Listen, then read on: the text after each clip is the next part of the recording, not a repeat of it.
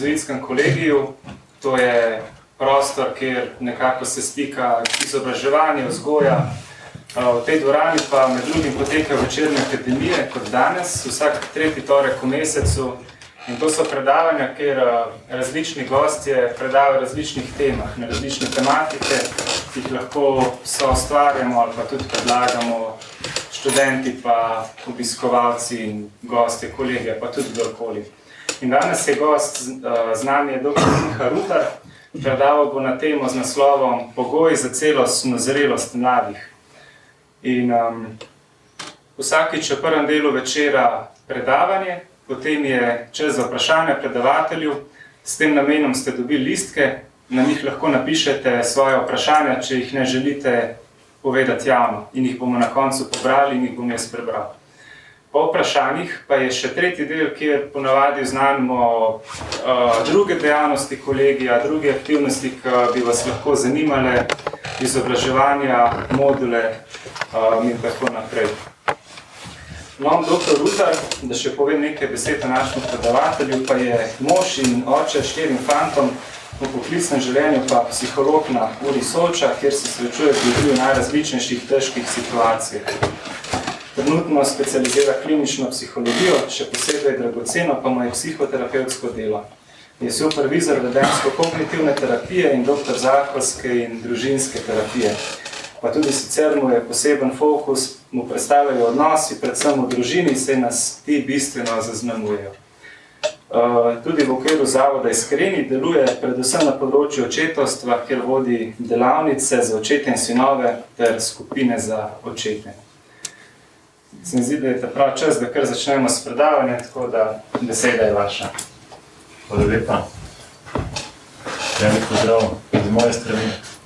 Hvala za tako evo predstavitev. Rad sem supervizant, ne supervizor, ampak to ni tako pomembno. Pomembno je, to, kar se bo danes tukaj zgodilo in da boste kaj odnesli od tega. Tako da jaz upam, da nam uspe tudi kakšen tak pogovor speljati, če bo kaj vmes tudi nejasnega ali pa kakšna stvar res vas kar povabim, da vprašate rečete. Okay? Tudi z Martinom in z Urbanom pogovarjal, kaj bi bila ena take širša tema pod tem celostno zrelosti mladih. In mogoče tako za en okvir ali pa za malo kosti glodati, a ne kaj pravi slovenski jezik.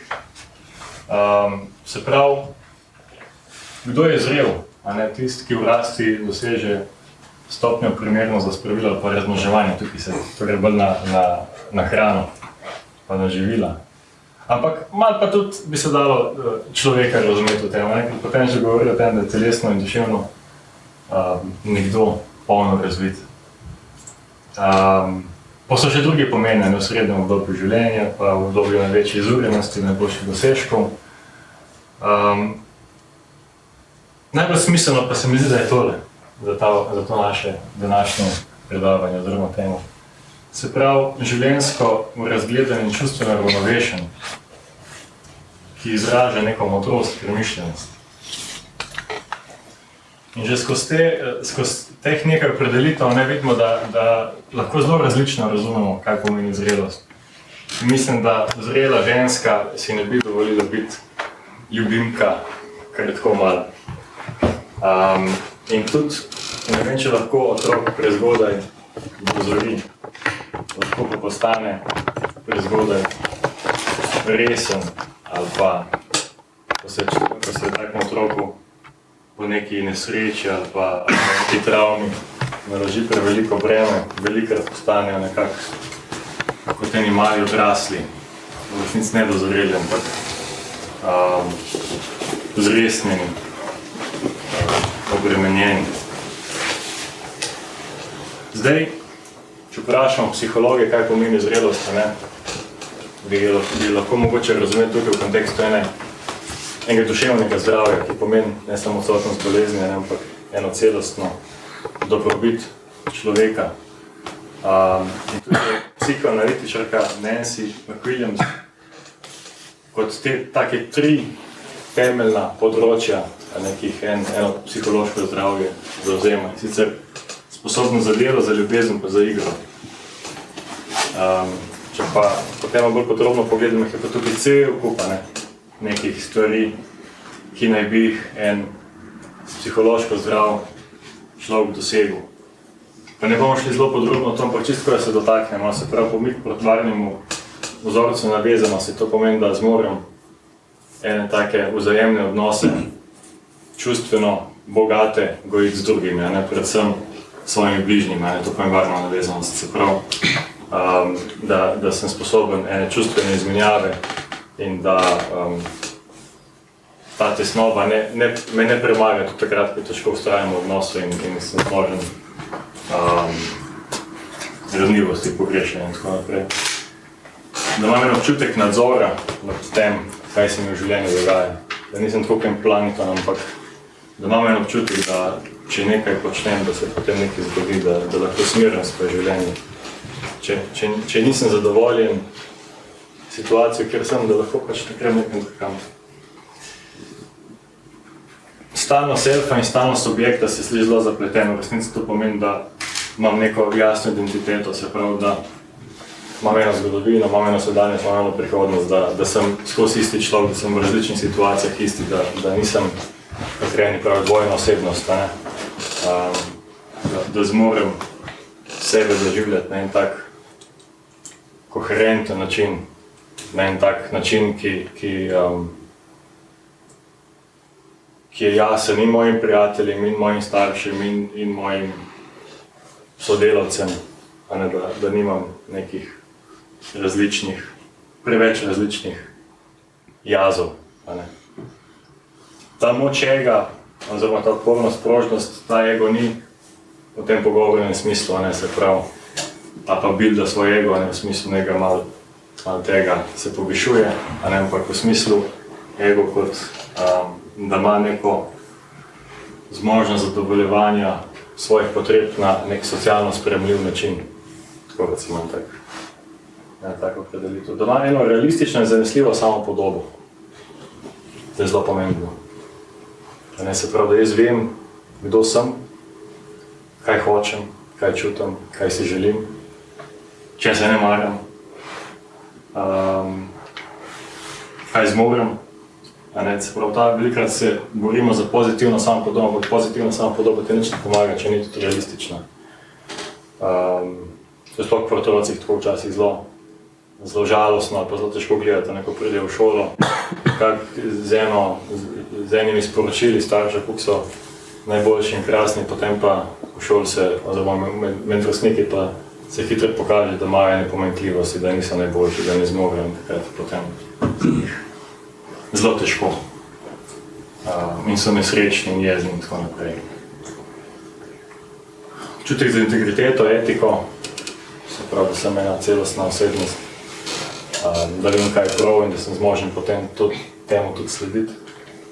Da zmorem tolerirati in regulirati afekt, spet mogoče ne take visoko leteče besede, govorijo pa v bistvu o tem, da takrat, ko jaz nekaj čutim, da me to ne preplav, da me ne odnese, da ne znorim, ali pa da ne vem kaj, da začne črvičiti v trebuhu, dobim trisko in potem na WC-ju cel dan, zato ker imam zvečer zmenek, recimo, ali pa naslednji dan izpit, ampak da zmorem to tesnobo nekako prenesti, se pomiriti in speljati stvari. Da imam uvid, da imam to notranje oko, da lahko malo razmišljam o tem, kdo sem, kako sem, kaj mi gre, kaj mi ne gre. Zmožnost mentalizacije spet ena taka beseda, ki je strašno zapletena. Pomeni pa to, da jaz lahko razmišljam o tem, kaj se z mano dogaja, da se lahko uživljam v druge, da lahko razmišljam o tem, kaj se z drugimi dogaja, kakšen je ta njihov notranji svet, kakšen je moj notranji svet, da me stvari ne presenetijo. Včasih kdo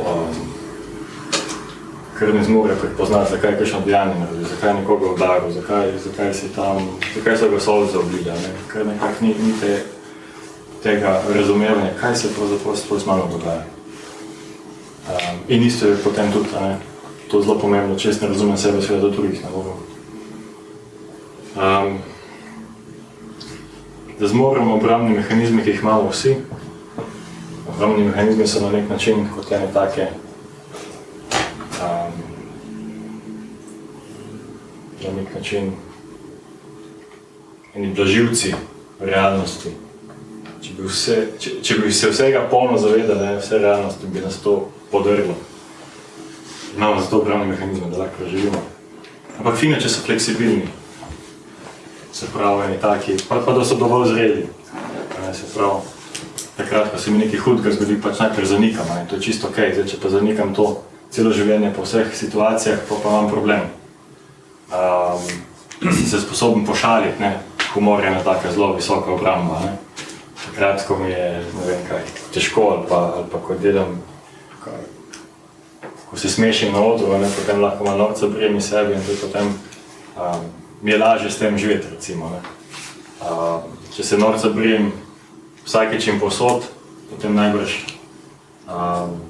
je to problem.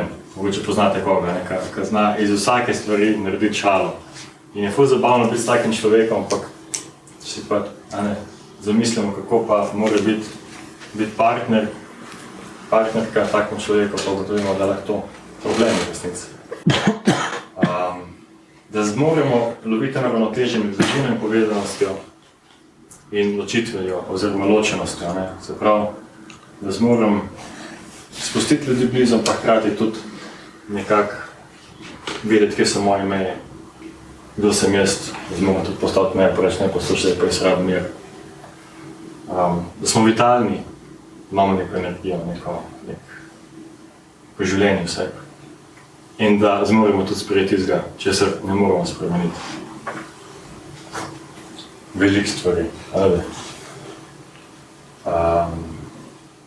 Ampak ta zrelost, zdaj moram reči, tako kot en tak svet igral tam nekje, ne? To pride postopno, ne?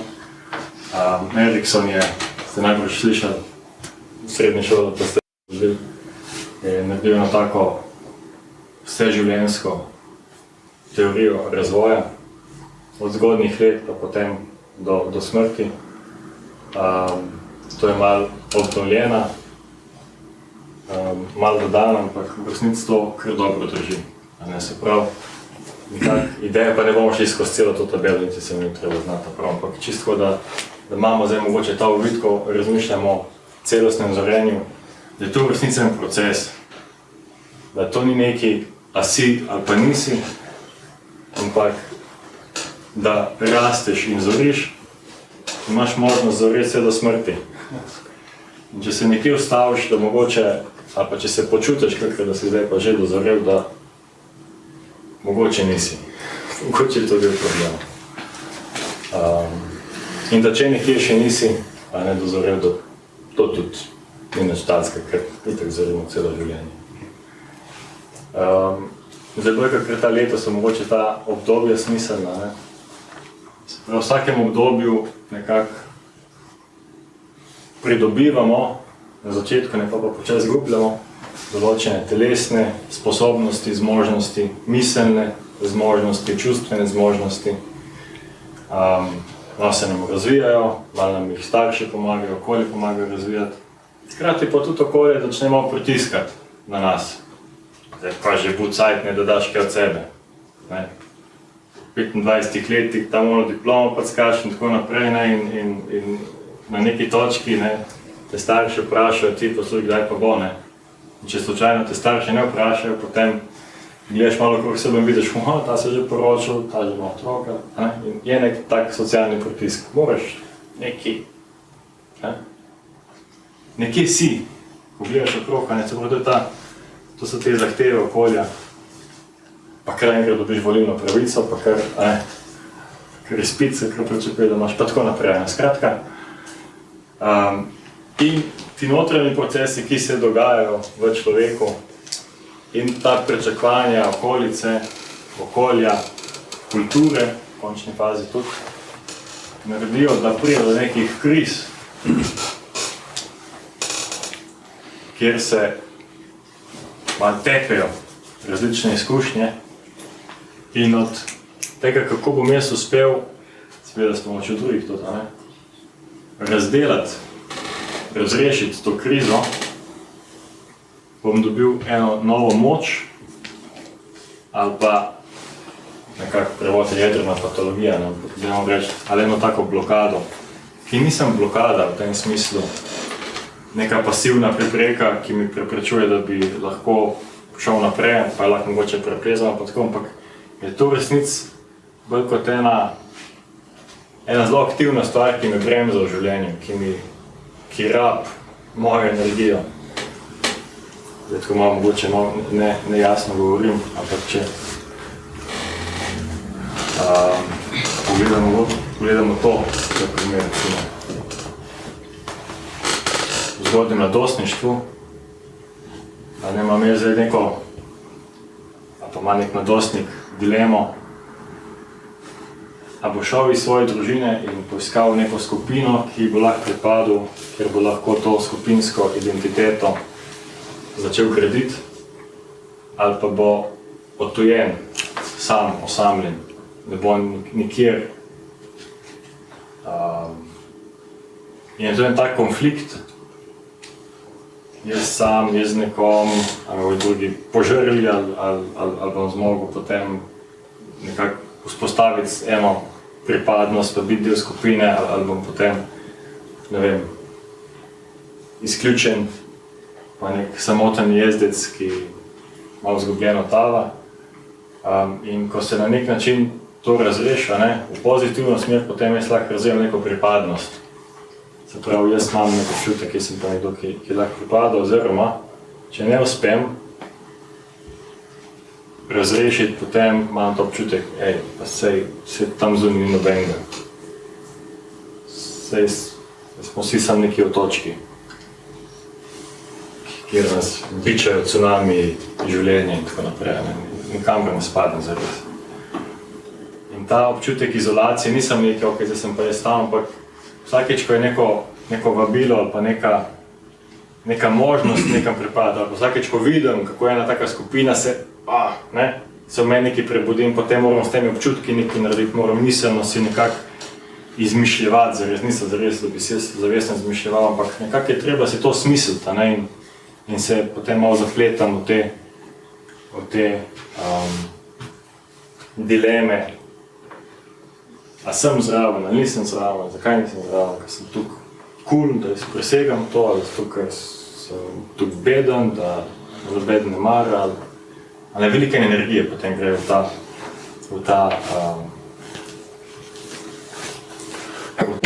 bistvu jedrna patologija.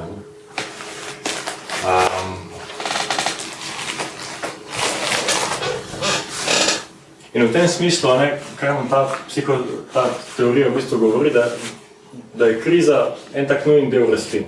Se pravi, če hočem iz enega starega reda priti v nek nov, višji, rabim nujno iti čez neko krizo. Tako se mi zdi pomembno, da ne se ustrašiti nekih kriz.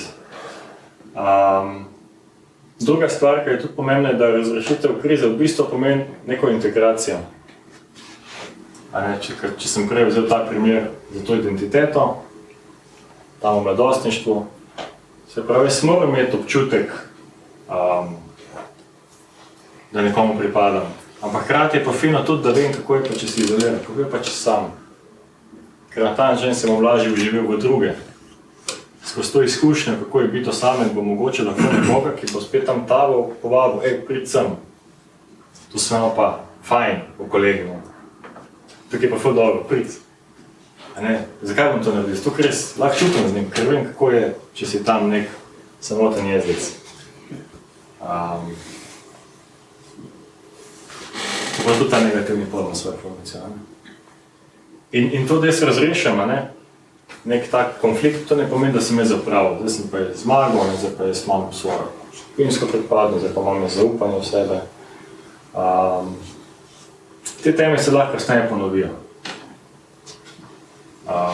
Lahko mi neke nove izkušnje zamajo. Če jaz imam neko temeljno zaupanje v sebe zgrajeno, potem pa pridem v neko situacijo, v neko zvezo partnersko, kjer je duh nasilen, se lahko potem v meni zamaja, pa kaj je z mano narobe? Ko sem se znašla, pa znašla v neki take zvezi, in lahko to eno tako, se lahko malo preoprašam tiste stvari, ki sem jih na nek način že dal čez, pa se lahko zamajajo. Ali pa se lahko malo naprej, ne. Lahko se že zdaj, ne vem, v teh letih, ne, neko pozno mladostništvo, zgodnje odraslo obdobje, ne, pa že sprašujem, kaj je tisto, kar želim pustiti za sabo. Ne, ko razmišljam o tem, ali bom šel v službo, ali bom nek poslovni, nek podjetnik, ali bom šel na neko delo z mladimi, skratka, kaj je tisto moje poslanstvo, kaj je tisto, kar želim pustiti za sabo. Ne. Tako se lahko v bistvu niso te stopnje tako zelo rigidne, ne. Zdaj sem pa tukaj, pa ta bret obdelujem, pa grem pa naprej na naslednjega, ampak se stvari prepletam, ampak eni poudarki pa so.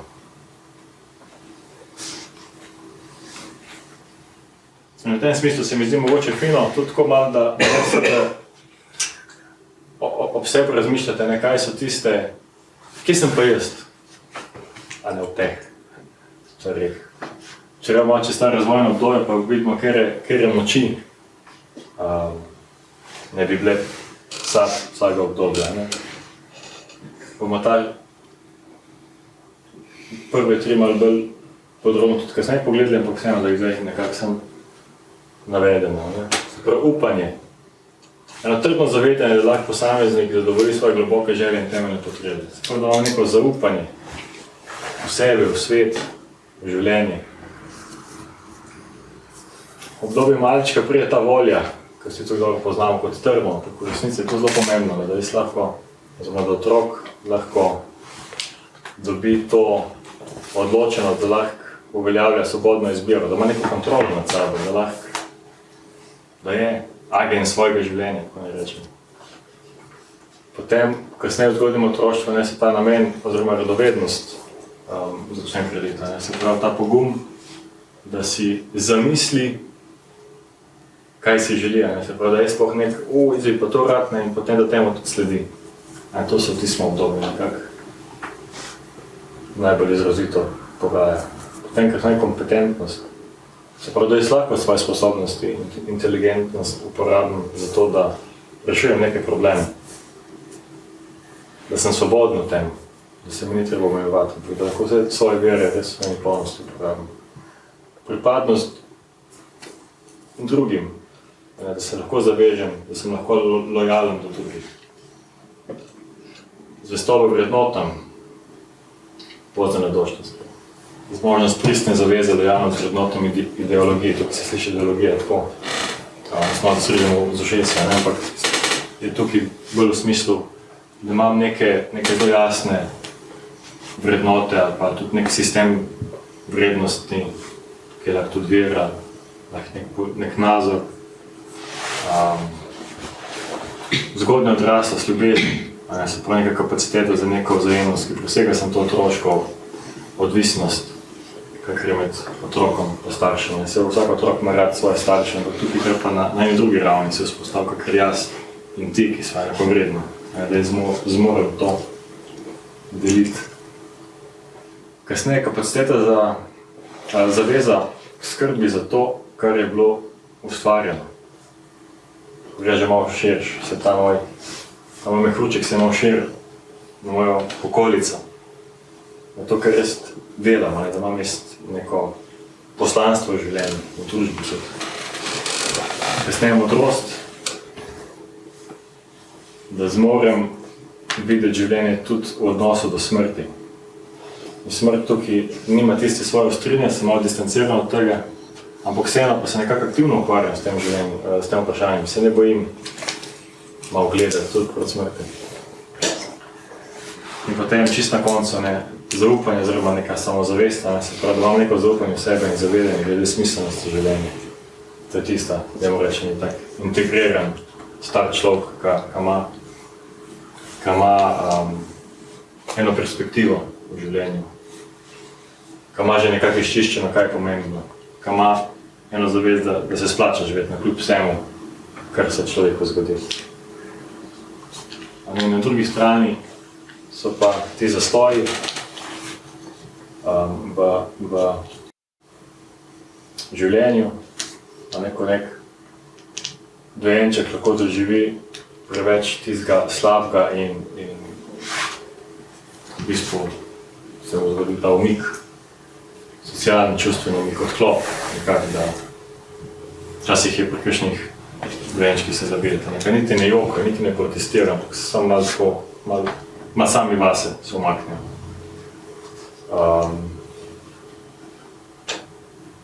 Potem pri malčku, tista trma se lahko izrodi v neko prisilo, a ne, se pravi, neka vedenja potem tak otrok ponavlja zaradi teh impulzov ali pa zaradi strahu pred impulzi. To se lahko neka samotolažilna vedenja,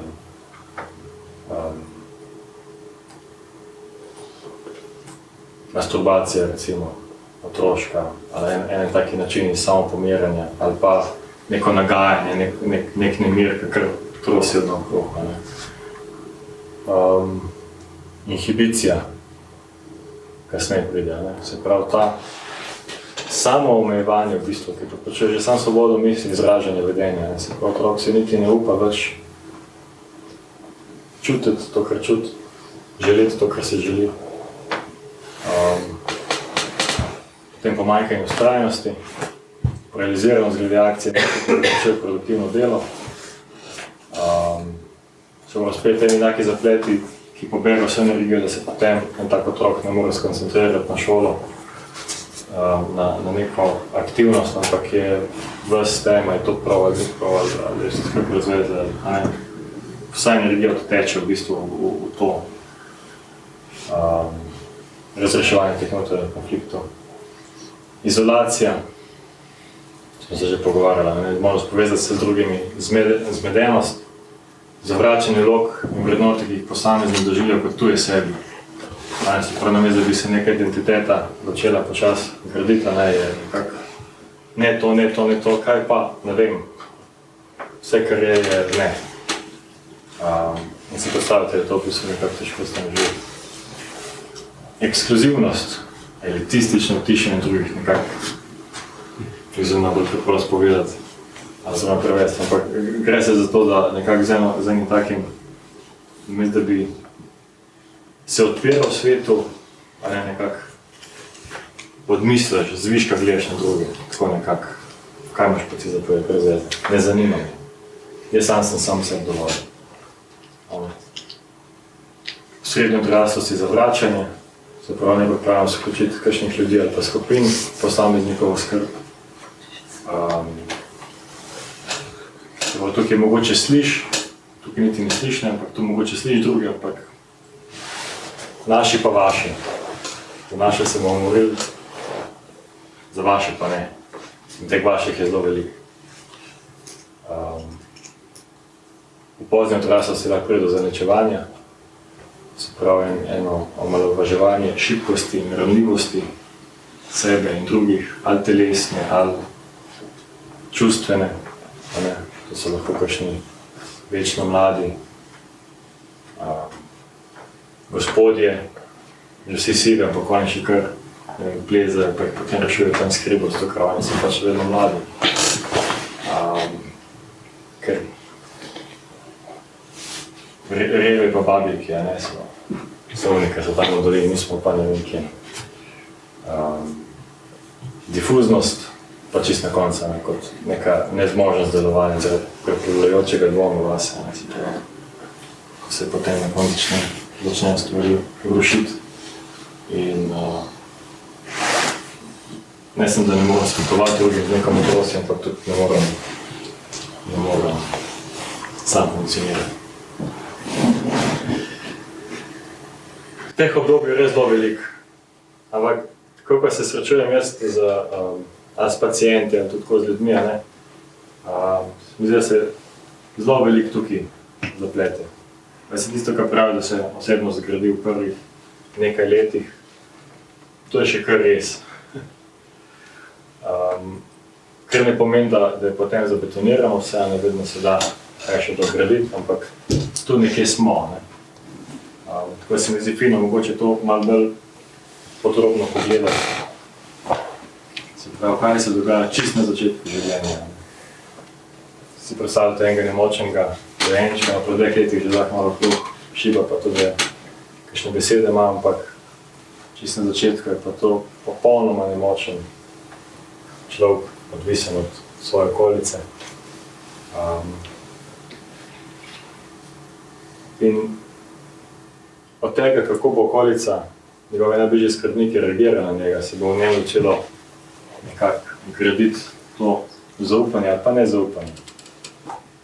Da je ta odnos nekaj,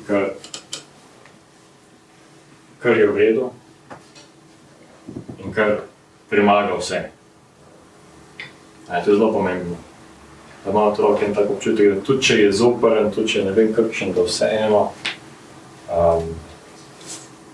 je tista mama tam za njega. Tista oče, da ne bo znova. Zaupanje, da je svet dober. To ni zares na neki miselni ravni, če si lahko predstavljate. Enoletnik nima prav veliko konceptov, niti nima besed, nič nima, ne? Ampak, če je sit, pa če je vse večino časa suh, pa večino časa odžejen, pa na toplem, pa da ima nekoga ob sebi, pa se v njemu začne graditi en tak občutek, pa se svet je dober. In jaz sem to, ne, iz tega začne tudi se graditi to, da se sem tudi jaz to redil. Ko otrok ne zna zares razumeti, kaj je on, pa kaj so drugi. Če si postavite takrat, ko smo mi popolnoma odvisni od drugih, takrat, mislim, to je neznosno stanje, resnično. En otrok je nemočen, potem bo začel sam, tako smo narejeni, sam sebi pripisuje razloge za svojo nesrečo ali pa srečo. Če nima popolnoma nič s tem, ampak za otroka je tako pomembno, da ima dobre starše, da bo rajš sam slab, takrat pa da bo starši slabi. Prav, če on ni negovan, zaključi, očitno z mano nekaj ni prav, zato me ne negujejo. Spet to ni koncept, to je en tak občutek, ki se počasi poraja na neki točki, bude tudi besed. Se pravi, ta vrednost se tukaj gradi, zaupanje vase. En globalni optimizem glede prihodnosti. A se da preživeti v tem svetu? Ali je to eno matrenje? Furamo safer, dokler pač nas Bog ne pokliče k sebi. To se tukaj v bistvu začne graditi v teh prvih 2 letih. Te izkušnje tudi zelo kontaminirajo, dajmo reči, našo podobo Boga. Izkušnje, kako smo mi bili negovani, se zelo lahko prilijo v to, a je Bog predvsem pravičen kot sodnik, ali ljubezen. In če vse po sreči z tega rata upanje, upanje, da je bo uspelo, da bo na koncu vse dobro. Če pa si dojenček intuitivno odgovorim, nekako s svojim bitjem, nimam tega, kar je potrebno. Nisem okej. Svet ni okej. Potem pa nastopi ta umik. Kot se lahko kaže, kot ena pasivnost, letargija, negativni efekt.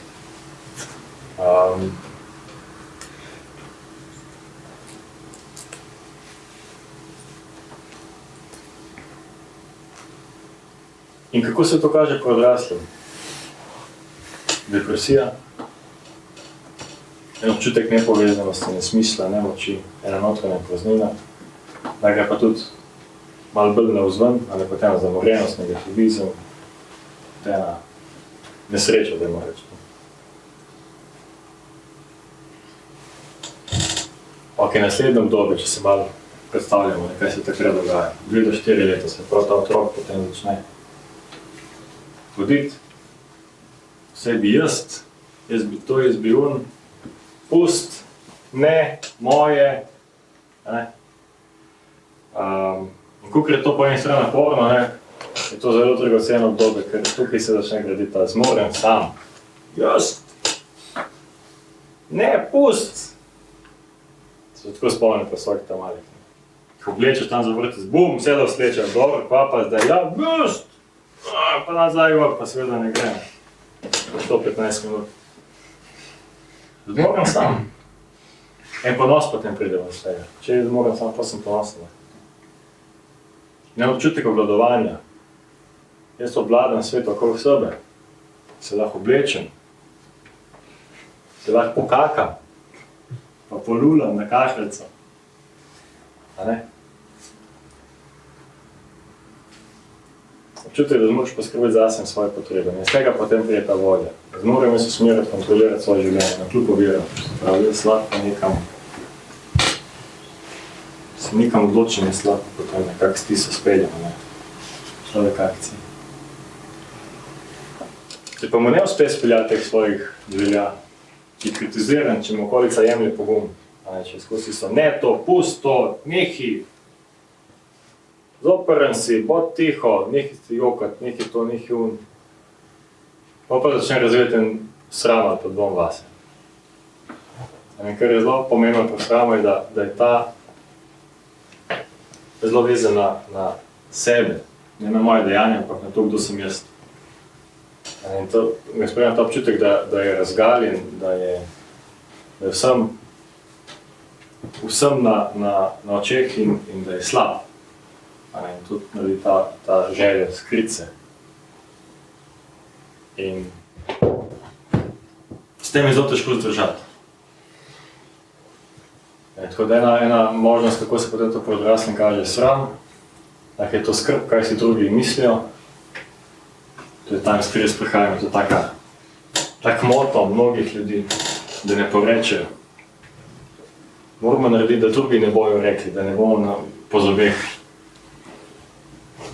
da ne bomo kam spotiti. Treba nekako narediti tako, da bo prav.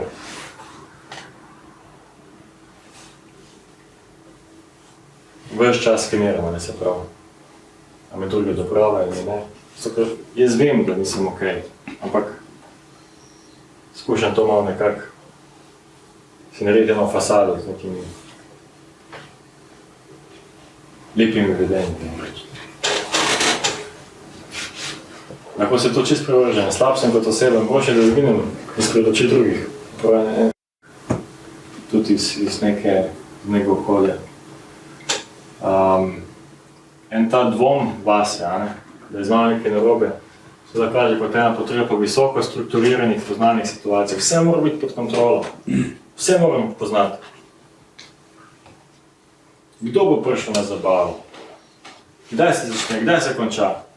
Kaj bomo počeli? Kako moramo biti oblečeni? Vse moramo gledati. Da ne bomo slučajno stopili, kako se bo spotrkali. Potem bojo pa vsi videli, kakšen bedak sem.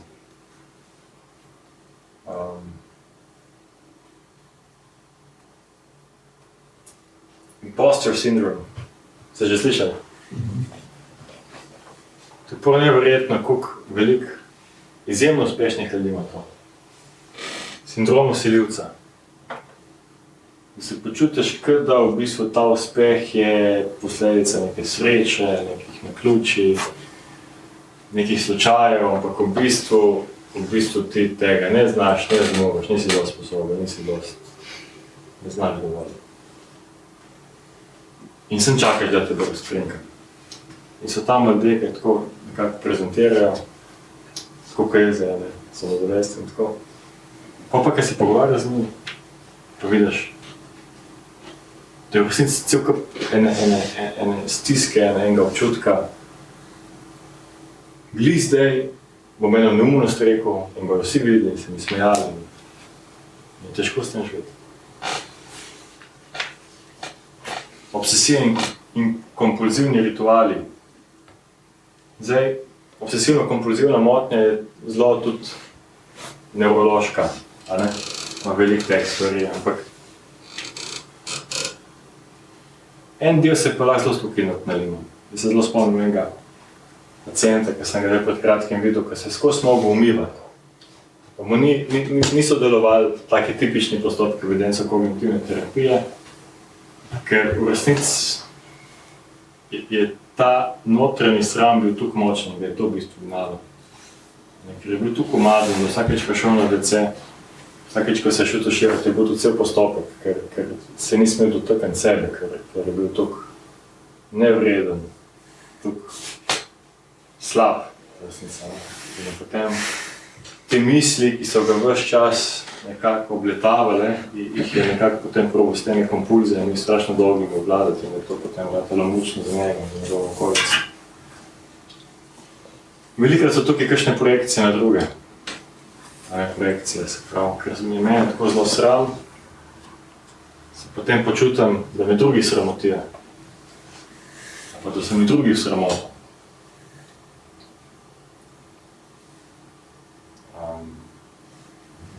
Spomnim tam enega sošolca, kako je besnil nad svojo mamo, besnil v sebi zelo krasut človek, ampak tega nekako ni zmogel prenesti, ampak mama je bila pa tista, ki mu dela sramoto.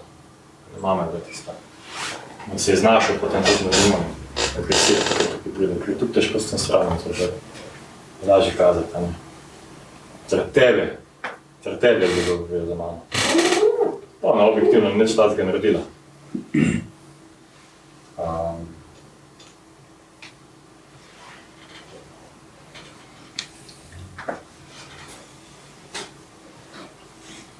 Potem še zadnje obdobje, ki ga bomo bolj podrobno pogledati, to predšolsko, se pravi iniciativnost krivda.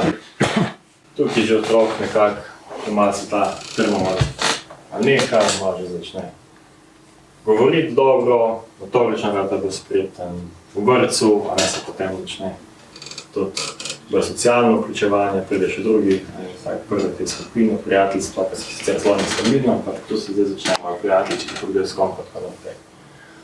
In tukaj se polagajo temelji za radovednost, aktivnost. In ta radovednost ni samo fizična, nekaj, kar je bilo prej, tam je bilo, jaz grem, ne, jaz bom, ampak tukaj je že tudi malo ta, da lahko otrok nekako malo razmišlja, jaz imam idejo, dajmo se to iti. To je tista, v bistvu, konceptualna. Se pravi, jaz imam neko idejo, zdaj jo imam in kaj se bomo šli potem in kaj smo se šli prej, že tam malo perspektivo v času. Imam plan za neko akcijo. Jaz bi pa to, gremo tole. Se spomniš, kaj smo to delali, dajmo še enkrat. Tudi v socialnih situacijah postaja neka asertivnost, na pobudo. Gremo se loviti, gremo ne vem kaj početi. Spraševanje, začnem spraševati, ti zakaj je to, mami, a lahko to, zakaj je to, zakaj vam rekel? In tu se potem poraja ta občutek, da moramo usmeriti, kontrolirati svoje življenje na kljub pogledanje. Z tega rata ta radovednost. Se pravi, da imam nek pogum, ki je na nek način igriv, se pravi, si lahko malo zamišljam, lahko imam neke ideje, te ideje so v redu. In hkrati imam energijo, da jih izpeljem. To se v bistvu še v teh letih nekaj graditi. Če pa dobijo toliko veliko teh sporočil, da je prvo sprašal, da je naporen, da je prejem, da kaj, pa zdaj spet, pa dej nekaj, pa ne tež, pa ne. Pa spet ga tukaj zastrava, skuša nekaj izdelati, reže, pa zreže zraven še, blago. Spet si tu. Pa dobi ta občutek krivde. To je pa v bistvu tisto čustvo, ki je na nek način manj toksično, kar sram, pa še vedno zelo blokirane. Ta občutek, da si odgovoren za ne samo vedenje, ampak tudi misli, tudi fantazije. Nekaj zelo lahko navznoter. In to se potem po odrastem lahko kaže spet kot depresija. Jaz sem vsega, če ne bilo mene, bilo se skaj bolj. Občutek odgovornosti za čustva, počutje drugega. Zaradi mene so ljudje, zaradi mene je ljudje nažalostno. Če ne bilo mene. Zaradi jaz sem zaspravljal, da so to ti otroci sodno srečni. Naj se to kaže kot turisti v smislu neke Cankarjeve mame. Da se je tako kaslonil štacune s porcelanom. Skuša pomagati, ampak ves čas nekako kruša. Tako je tak občutek, ki naredi, da za vse skrbi, ampak hkrati moraš ti bolj skrbeti za njo, kakor ona zate. Poznate kakšnega tazga turista, ki se ful trud, vse bi rad, ampak na koncu pa ti več ne naredi, ko radi še prizame. Ena skrupuloznost se radi naslednja. papež, cukor penih pravil, kaj vse mora biti, ne. Ne smem misliti slabo, ne smem fantazirati slabo, ne smem nič delati slabo, ne smem govoriti, nič ne smem, ne. Najbolj sem tu po enem kotu, čakam, da mine, ne, mogoče ne bom naredil novega greha in mogoče bomo videli, mogoče celo ne gremo pot. In se pravi na zavrtost v mislih, besedah, dejanjih.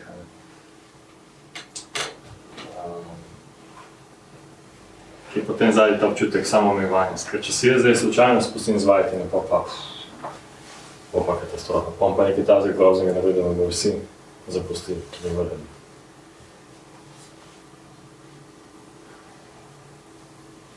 Ok. Recimo, da je to zdaj malo bilo za občutek, kaj vse je dobro doživeti v določenem razvojnem obdobju in kje sem jaz mogoče, ne? Smo se pogovarjali o pogojih za zrelost, ne? Prav, kje sem zdaj v tem dozorevanju? Kje stvari me še čakajo? Najprej moram vedeti, kje sem, da lahko vem, kam gremo. Se pravi, v diagnozi, v zdravljenju ali pa po vseh stvarih je tako, ne? Najprej moram vedeti, kaj se s tabo dogaja, če hočeš potem vedeti, kam želiš priti.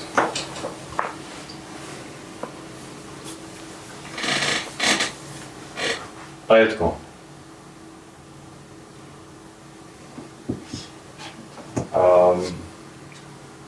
Ta del je v resnici zelo težek. Malo se pogledaš špegom vedeti, kje sem pa jaz z vsem tem? S to iniciativnostjo, s tem strahom, s tem krivdom, s tem zaupanjem vase v svet. A sem tam, kjer hočem biti, ali mogoče imam še cel kup enih blokad. In ta del v resnici ni tukaj enostaven. Se nekako zavest tega, kje sem, zavedati. Nekako hujša, kaj je bolečina močnejša, je ta oklep obramb, kaj nas drži v tem zanikanju, nevidenju stvari.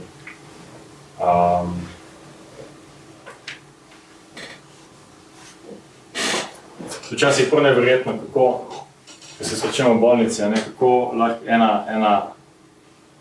ena ta stiska naredi toliko močno zanikanje, da človek ne sliši sporočila, ki je zelo jasno. Recimo, nas zamputira in pride zdravnica in reče, ne boste dobili proteze, glejte, vaše srce ne bi tega zmogli. In potem tak človek pride k meni in reče, dam pa je to protezo, noben mi tega ni povedal. Tako da ne.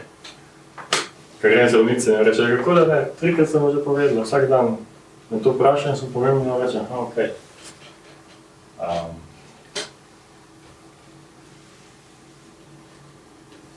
Je kar velik izziv. Vzemamo tudi eno situacijo v družini, ko je babica postala dementna in se nekako ne moramo, pa nismo mogli čisto uskladiti glede tega, ali je dementna in še vedno razumna. To je zdaj v bistvu diagnoza. Zdaj, če se ne moramo strinjati glede tega, ali je izgubila razum, ali ga pa še ima, potem ne moramo načrtovati, kako bomo z njo ravnali. Ali bo lahko doma, da bo mogla biti v domu. Na kak način v domu, na zaprtem oddelku, na odprtem.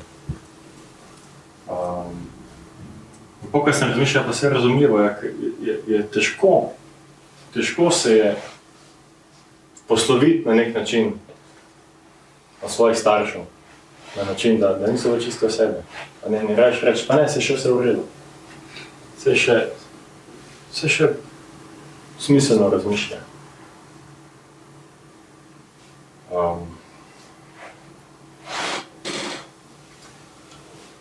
Tako da fajn je, da se jaz tega zavedam. Poskušam malo razmišljati o tem, kje pa jaz sem.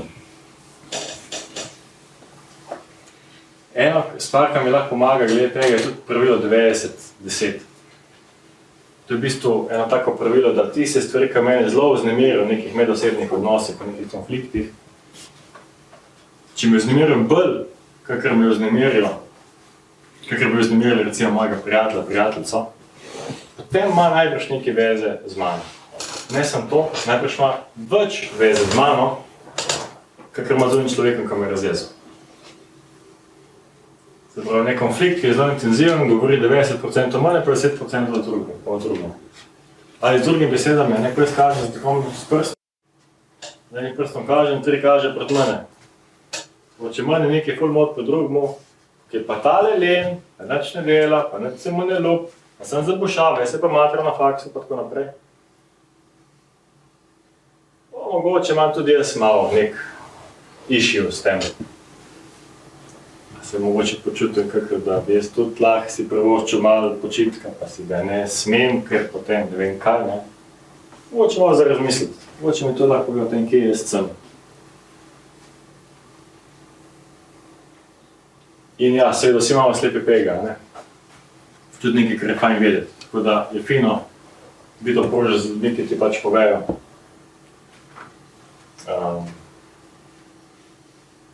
Tako, kakor je. Če imam jaz neko prijateljico in začnem, joj, ti ne veš, kaj je ona, sem šimfa, popravlja, pa ne vem ki. Pa začnem tako nabijati, to je bilo zelo fino, če mi ena prijateljica lahko reče, ti poslušaj, a ne dela zdaj ti isto. Dajme se reč pogovarjati o nam. A pa o tebi, kako si ti. Ne polni tam, kako šimfa. Se res je. Mogoče imam pa jaz kakšno tudi težavo s šimfanjem, pa z upravljanjem. To mi lahko pomaga malo bolj postaviti, kje sem. Zdaj, zelo je potreben tudi pogum v resnici, iti v svojo klet, se srečati s stvarmi, ki so tam noter, klet v smislu tiste stvari, ki smo že zdavnaj pozabili. A ste gledali na risanko Inside Out? To so malo psihologi delati, tako da imam veliko teh psiholoških modrosti noter. In klet je uno, veste, ko pride uni klovn, da grejo potem malo tja noter. Tam so uni strašni spomini, uni sramote tam. Ker so z očmi odraslega čist brezvezne, ampak z očmi otroka so pa lahko nekaj, kar preokrene tvoje življenje. Ker se odločiš recimo tam, da ne boš nikoli se izpostavil, zato ker so to tam, kad te vzgojiteljica tako sramotila pred vsemi prijateljčki tam v vrtcu. Lahko takrat, ko tu mulček tam po 3 letih rečeš, jaz ne bom več se ven metal. Kaj zdaj gledaš, tam se reče, že brezvezen. Ampak fajn je tudi isto kleto pogledati, kaj je zdaj s tisto sceno tam. Kaj je z unim klovnom grozljivim, kad udamo so hodil krog. Okej. Pa je fajn se vprašam, kam želim. Kaj so moje prioritete v življenju? Kaj je meni pomembno zdaj? Zakaj se splača živeti? Vsi hočemo biti srečen, kaj je to pomembno? Kaj je tisto, zaradi katerega se je vredno boriti, živeti, razodevati? In seveda, ko bom prišel do tega. Mogoče še to je tukaj, kam želim, ne? Nekrat, tudi kad sem jaz glede sebe razmišljal, pa tako z enimi prijatelji, se zdaj veliko pogovarjamo o stvareh. In je veliko tak, kam želim, ena taka zbirka, kaj vse bi bilo fajn, ne pa tisto, kar je zares o meni. Tako da je fajn tukaj biti iskren. Mogoče pa si želim biti bogat pa najmočnejši na svetu. Ni sicer najbolj krščansko, ampak kaj zdaj s tem? Kaj zdaj s tem? Kaj je s to moja želja, skaj prihaja? Ali je mogoče ta želja skriva zad želja, da bi me eden sprejel, zato ker pač bom takrat šele nekdo pa dovolj dober za druge. Tako tukaj je tudi pomemben ta pogum, in seveda potem, kako bom prišel do tega, Zdaj cilj brez načrta je samo neka želja. Ena stvar je tudi, da ne moraš jesti šunke, če ne zakolješ prašiča. Kaj je to v odnosih pomeni? Ne moram jaz poskrbeti zase, če ne postavim meje. Če postavim mejo, tvegam, da bo nekdo nezadovoljen, da bo nekdo jezen, mogoče celo zavračujoč. Lani smo se pogovarjali o odhodu od doma, če če so starši čist preveč preokupirani z mano, potem mogoče to pomeni, da reče poslušajte, zdaj pa jaz ne vidim več smisla, smo se že pogovarjali o tem, ampak ne pride na plodna tla, mogoče pa fajn, da se nekaj časa ne slišimo. Najbrž ne bojo zadovoljni, ne da. Mogoče bojo zamerili, ampak ne moram se jaz počutiti dobro vse, ne moram misliti naprej v življenju, ne moram uživati sadov, če ne tvegam tudi nečesa.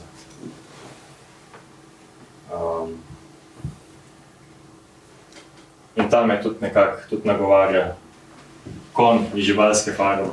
Veste, kaj skozi rekel, še bolj bomo delali, še bolj bom priden. Zdaj tisti citat pripisuje Einsteinu, da je norost pričakovati druge rezultate, če dela skozi eno in isto. In v tem smislu se mogoče vprašati, a je mogoče nekaj, kar lahko drugače naredim.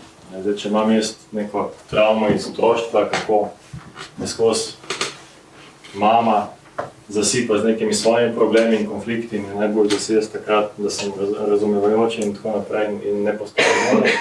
In ko jaz dobim potem tam eno punco, ki ima isto zelo veliko enih čustvenih potreb, je lahko moj koncept, še bolj bom poslušal, še bolj bom prijazen, še bolj bom eno veliko uho, ampak se veste, kon bokser je na koncu crkno.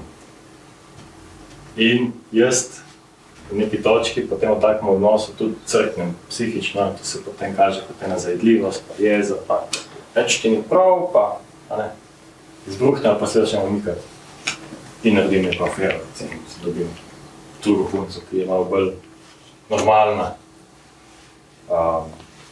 Tako da, ja, kako postaviti mejo, pa tvegati nekaj.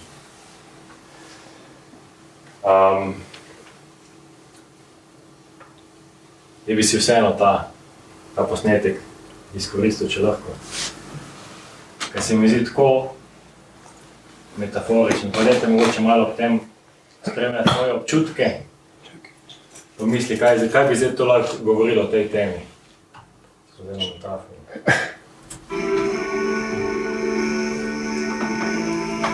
Celostnega zorenja.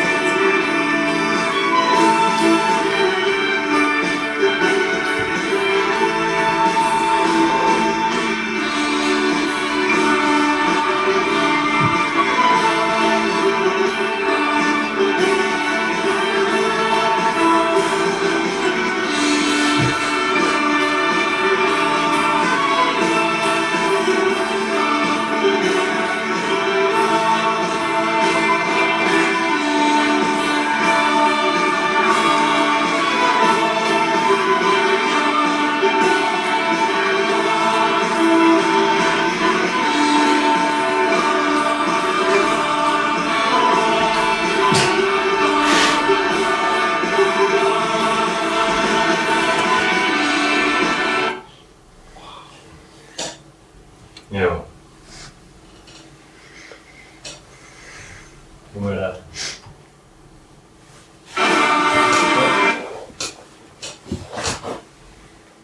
Kako je bilo to gledati?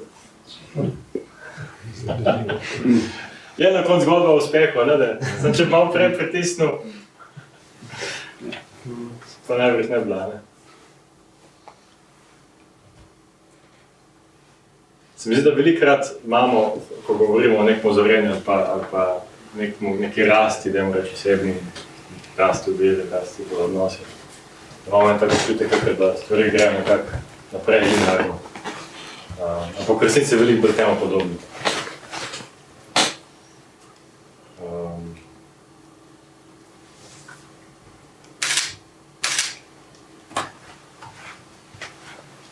Imate kakšno misel, komentarja, kaj se kaj tazga presenetilo pri temu?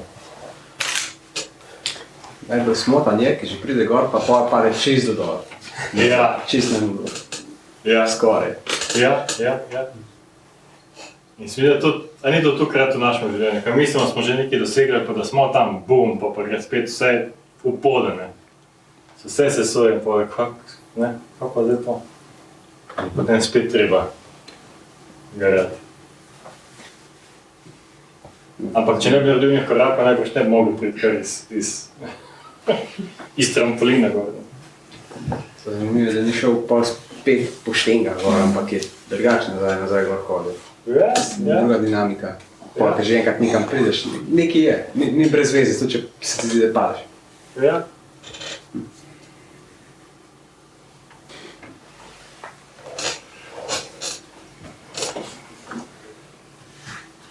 Čisto na koncu, da se dotaknemo še bistva. Kakšni so potem pogoji, veliko smo že govorili.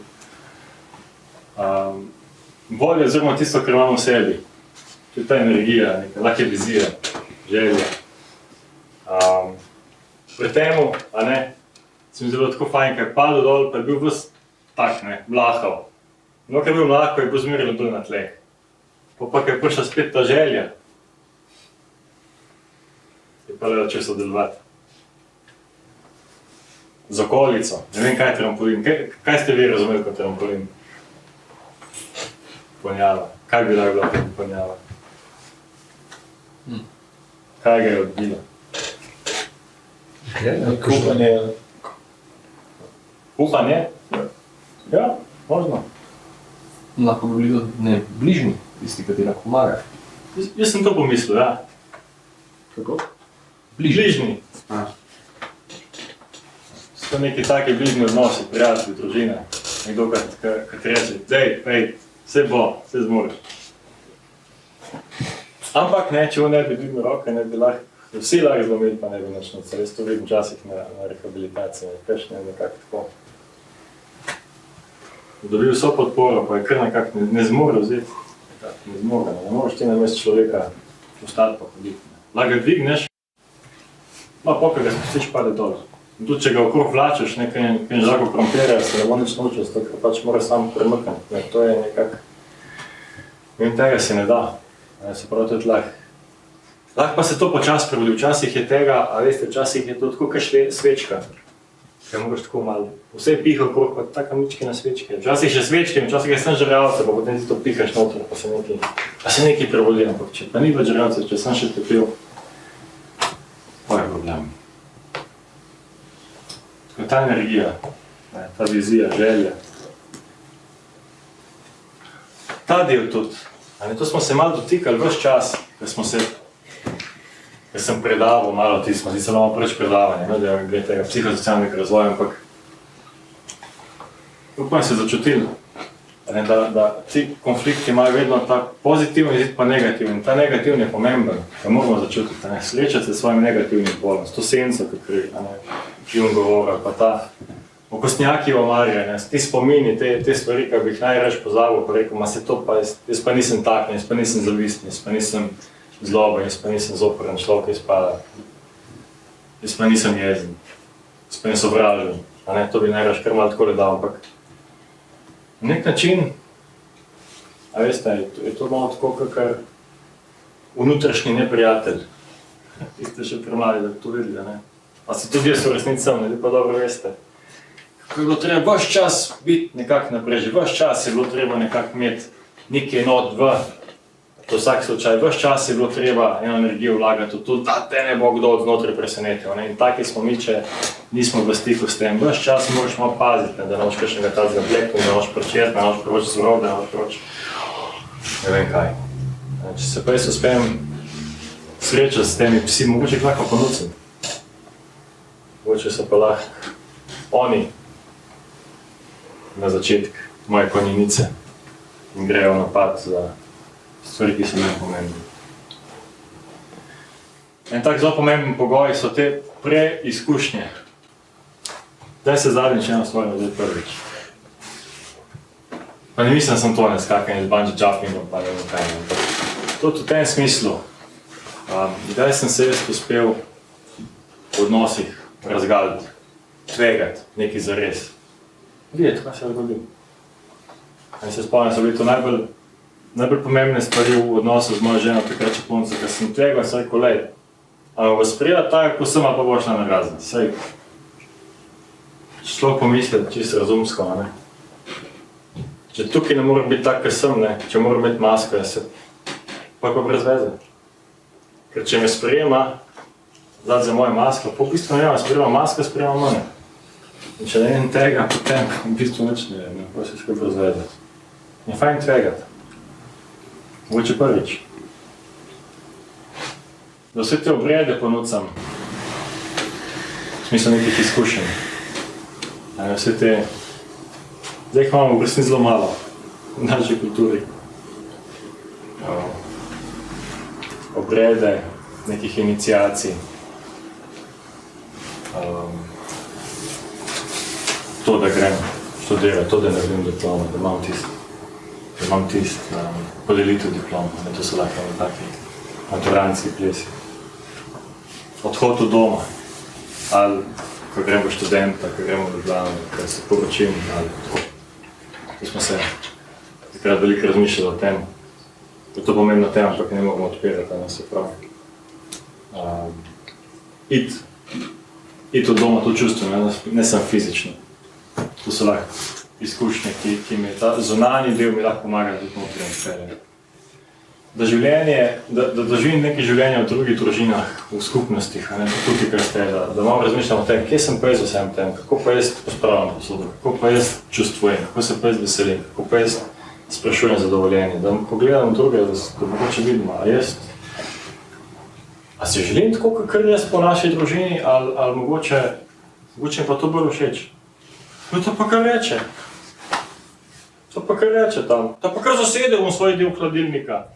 Noben ga ne vpraša za prošnjo, noben ga ne vpraša za dovoljenje. Ta pa je zdaj žalosten, ta pa se kar joče tam, pa kar nekaj, vse moj bet. Pa kar pride okrog, kadej pa ga to lažijo, jaz pa nikoli ne. Jaz si pa ne sme tega privoščiti. Mogoče bi si pa lahko, da se opazujemo, kako jaz funkcioniram v nekih drugih okoljih. In da prvič ponosim te bližnji, ker v bližnjih, jaz res verjamem, da so bližnji lahko trampolini. In ogledalo, te slepe pege, ki smo jih prej omenjali, da lahko družina je že veliko ne dala, najboljš, kar je zmogla. In to, da ste prišli sem, to je sigurno dobro, velike dale. Zdaj za naprej pa mogoče film tukaj pogledati, kaj lahko nekih bližnjih prijateljih, kaj lahko s fantom, punco. A lahko tam naredim in korak naprej. V smislu večje iskrenosti, večje tvegam, ene nove stvari pa vidno, sem lahko sprejet tudi tem. A lahko tam še enkrat biti to zaupanje, ali pa to iniciacija, ali pa to zaupanje vase.